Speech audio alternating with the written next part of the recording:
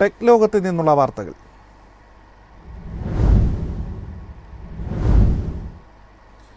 ബഹിരാകാശത്ത് വെച്ച് പേടകങ്ങളെ കൂട്ടിയോജിപ്പിക്കുന്ന സ്പേഡെക്സ് ദൗത്യം ISRO വിജയകരമായി പൂർത്തിയാക്കി. ഇതോടെ ഈ നേട്ടം കൈവരിക്കുന്ന 4ാമത്തെ രാജ്യമായി ഇന്ത്യ മാറി. അതേസമയം ശ്രീഹരിക്കോട്ടയിൽ 3ാമത്തെ റോക്കറ്റ് ലോഞ്ച് പാഡിന് കേന്ദ്ര മന്ത്രിസഭായോഗം ഇന്ന് അംഗീകാരം നൽകി. ചന്ദ്രയാൻ 4 ബഹിരാകാശത്ത് മനുഷ്യനെ എത്തിക്കുന്ന ദൗത്യം, സ്വന്തം ബഹിരാകാശ നിലയം എന്നീ ഭാവി ലക്ഷ്യങ്ങൾക്ക് ആത്മവിശ്വാസം പകരുന്നതാണ് സ്പേസ് ഡോക്കിംഗ് എക്സ്പെരിമെന്റ് എന്ന സ്പേഡെക്സ് പരീക്ഷണം. 2 തവണ മാറ്റിവെച്ച ദൗത്യമാണ് ISRO ഇന്ന് വിജയകരമായി പൂർത്തിയാക്കിയത്. ഇതോടെ അമേരിക്ക, റഷ്യ, ചൈന എന്നീ രാജ്യങ്ങൾക്ക് പിന്നിൽ എലൈറ്റ് പട്ടികയിൽ ഇന്ത്യ 4ാം സ്ഥാനത്തെത്തി.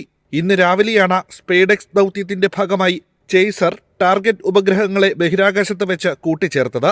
ഡിസംബർ 30-നാണ് സതീഷ് ധവാൻ ബഹിരാകാശ നിലയത്തിൽ നിന്ന് സ്പേഡെക്സ് ദൗത്യത്തിനുള്ള ഇരട്ട ഉപഗ്രഹങ്ങളെ വഹിച്ച PSLV C-60 റോക്കറ്റ് ബഹിരാകാശത്തേക്ക് കുതിച്ചത്. വെവ്വേറെ വിക്ഷേപിച്ച 2 ഉപഗ്രഹങ്ങൾ ഭൂമിയിൽ നിന്ന് ഏകദേശം 475 കിലോമീറ്റർ ഉയരത്തിൽ ഭൂമിയുടെ ഭ്രമണപഥത്തിൽ വെച്ചാണ് ഒന്നിച്ചത്. ജനുവരി 7-ന് ഡോക്കിംഗ് പരീക്ഷണം നടത്താനാണ് ആദ്യം തീരുമാനിച്ചിരുന്നത്. എന്നാൽ ഇത് പിന്നീട് ജനുവരി 9-ലേക്ക് മാറ്റിവെച്ചു. ഉപഗ്രഹങ്ങളെ 15 മീറ്റർ അകലത്തിലെത്തിക്കാനുള്ള ശ്രമം ആദ്യം പാളിയിരുന്നു. ഇതേ തുടർന്ന് ഡോക്കിംഗ് പരീക്ഷണം വീണ്ടും മാറ്റിവെച്ചു. അന്നത്തെ പിഴവ് പരിഹരിച്ചാണ് ഉപഗ്രഹങ്ങളെ 15 മീറ്റർ അകലത്തിലേക്കും പിന്നീട് 3 മീറ്ററിലേക്കും എത്തിക്കാൻ ISROയ്ക്ക് സാധിച്ചത്. അതേസമയം ശ്രീഹരിക്കോട്ടയിലെ സതീഷ് ധവാൻ സ്പേസ് സെന്ററിൽ അത്യാധുനിക സംവിധാനങ്ങളോടെയുള്ള 3ാമത്തെ വിക്ഷേപണത്തറയ്ക്ക് കേന്ദ്ര മന്ത്രിസഭായോഗം അംഗീകാരം നൽകി. 3984.86 കോടി രൂപ ചെലവഴിച്ച് നിർമ്മിക്കുന്ന ലോഞ്ച് പാഡിന്റെ നിർമ്മാണം 48 മാസം കൊണ്ട് പൂർത്തീകരിക്കുകയാണ് ലക്ഷ്യം. News desk MyFin TV. മലയാളികളുടെ സംരംഭമായ എയർ കേരളയുടെ ആദ്യ വിമാനം ജൂണിൽ കൊച്ചിയിൽ നിന്ന് പറന്നുയരും. വിമാന കമ്പനിയുടെ ഹബ്ബായി കൊച്ചി വിമാനത്താവളത്തെ പ്രഖ്യാപിച്ചു. അൾട്രാ ലോ കോസ്റ്റ് വിമാന സർവീസുകളാണ് കമ്പനി നടത്തുകയെന്ന് ചെയർമാൻ അഫി അഹമ്മദ് പറഞ്ഞു. ദക്ഷിണ മധ്യ ഇന്ത്യയിലെ ചെറുകിട നഗരങ്ങളെ മെട്രോ നഗരങ്ങളുമായി ബന്ധിപ്പിച്ചായിരിക്കും ആദ്യഘട്ടത്തിൽ എയർ കേരള സർവീസ് നടത്തുക. 76 സീറ്റുകളുള്ള ATR വിമാനങ്ങളാണ് സർവീസിന് ഉപയോഗിക്കുന്നത്. എല്ലാം ഇക്കോണമി ക്ലാസ് സീറ്റുകളായിരിക്കും. 5 വിമാനങ്ങൾ പാട്ടത്തിനെടുക്കുന്നത് സംബന്ധിച്ച് ഐറിഷ് കമ്പനികളുമായി കരാറിലെത്തിയിട്ടുണ്ട്. ഇതിൽ ആദ്യത്തേത് ഏപ്രിലിൽ കൊച്ചിയിലെത്തും. ഇതിനു പുറമെ വിമാനങ്ങൾ സ്വന്തമായി വാങ്ങാനും പദ്ധതിയുണ്ട്. 2 വർഷത്തിനുള്ളിൽ 20 വിമാനങ്ങൾ സ്വന്തമാക്കുകയാണ് ലക്ഷ്യം. ഇതിനുശേഷം ഗൾഫ് മേഖലയിലേക്ക് ആദ്യ വിദേശ സർവീസ് പ്രഖ്യാപിക്കും.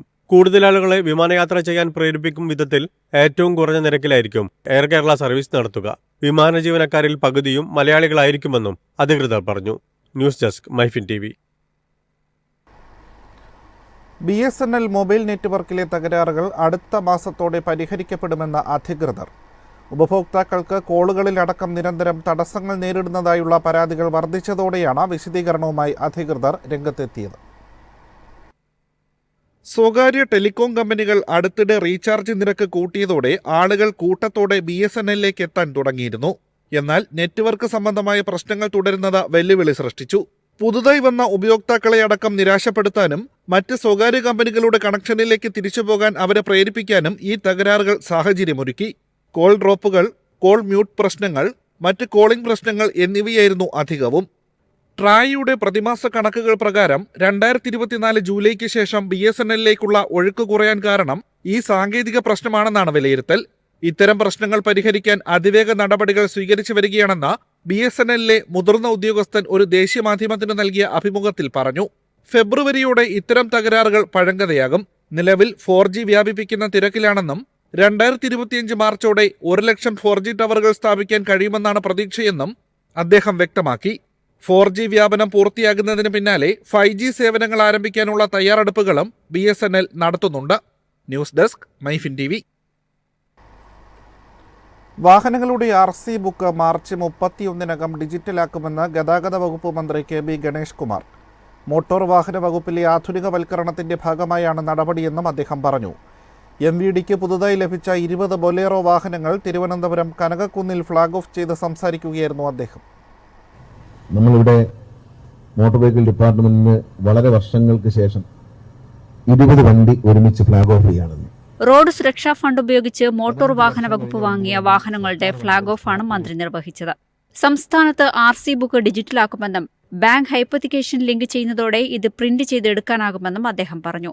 ഡ്രൈവിംഗ് ടെസ്റ്റ് പാസ്സായി ഇറങ്ങുമ്പോൾ തന്നെ ലൈസൻസുമായി പോകാവുന്ന സംവിധാനമൊരുക്കും. ഇതിനായി മോട്ടോർ വെഹിക്കിൾ ഇൻസ്പെക്ടർമാർക്ക് ടാബ് നൽകും.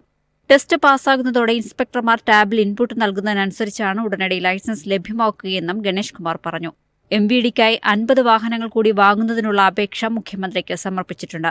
വാങ്ങിയ വാഹനങ്ങളിൽ ബ്രത്ത് അനലൈസർ, മുന്നിലും പിന്നിലും ക്യാമറ, റഡാർ, ഡിസ്പ്ലേ യൂണിറ്റ് തുടങ്ങിയ അത്യാധുനിക സംവിധാനങ്ങളും കൂട്ടിച്ചേർക്കും. ഡിസ്പ്ലേയിൽ 6 ഭാഷകളിൽ നിയമലംഘനവും പിഴയും പ്രദർശിപ്പിക്കുമെന്നും അദ്ദേഹം പറഞ്ഞു.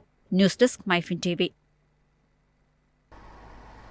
ഏറെ ജനപ്രീതി നേടിയ ഡിയോ സ്കൂട്ടറിന്റെ പുതിയ പതിപ്പ് പുറത്തിറക്കി ഹോണ്ട. എഞ്ചിനിൽ തകരാർ സംഭവിച്ചാൽ ഉടൻ തന്നെ ഉടമയെ അലർട്ട് ചെയ്യുന്ന പുതിയ സാങ്കേതിക വിദ്യയോട് കൂടിയാണ് ഡിയോയുടെ രണ്ടാം വരവ്. നിരവധി ആധുനിക സവിശേഷതകളോടെയാണ് 2025 മോഡൽ ഹോണ്ട ഡിയോ വരുന്നതെന്ന കമ്പനി അവകാശപ്പെടുന്നു. എഞ്ചിനിൽ പ്രശ്നങ്ങളുണ്ടെങ്കിൽ ഉടൻ തന്നെ ഉടമയെ അറിയിക്കുന്ന OBD2B സാങ്കേതിക വിദ്യയാണ് എടുത്തു പറയേണ്ട സവിശേഷത. 109.51cc single cylinder PGM FI engine എന്നിവയാണ് സ്കൂട്ടറിന് കരുത്തു പകരുക. ഇന്ധനക്ഷമത മെച്ചപ്പെടുത്തുന്നതിനായി രൂപകൽപ്പന ചെയ്തിരിക്കുന്ന ഹെഡ്ലിംഗ് സ്റ്റോപ്പ് സിസ്റ്റവും പുതിയ ഡിയോയിൽ സജ്ജീകരിച്ചിട്ടുണ്ട്. മൈലേജ് ഇൻഡിക്കേറ്ററുകൾ, ട്രിപ്പ് മീറ്ററുകൾ, eco indicator, distance to MT തുടങ്ങിയ അവശ്യ വിവരങ്ങൾ നൽകുന്ന ഒരു പുതിയ 4.2 ഇഞ്ച് TFT ഡിജിറ്റൽ ഡിസ്പ്ലേയാണ് മറ്റൊരു feature. USB Type C charging port, idling stop system, alloy വീലുകൾ എന്നിവ മറ്റു പ്രത്യേകതകളാണ്. 1260 mm wheel base, 160 mm ground clearance, മുന്നിലും പിന്നിലും ഡ്രം ബ്രേക്കുകൾ എന്നിവയോടെയാണ് സ്കൂട്ടർ നിരത്തിലെത്തുക. 5 കളർ ഓപ്ഷനുകളിലെത്തുന്ന ഡിയോ DLXന്റെ എക്സ് ഷോറൂം വില 85,648 രൂപയാണ്. News desk MyFin TV.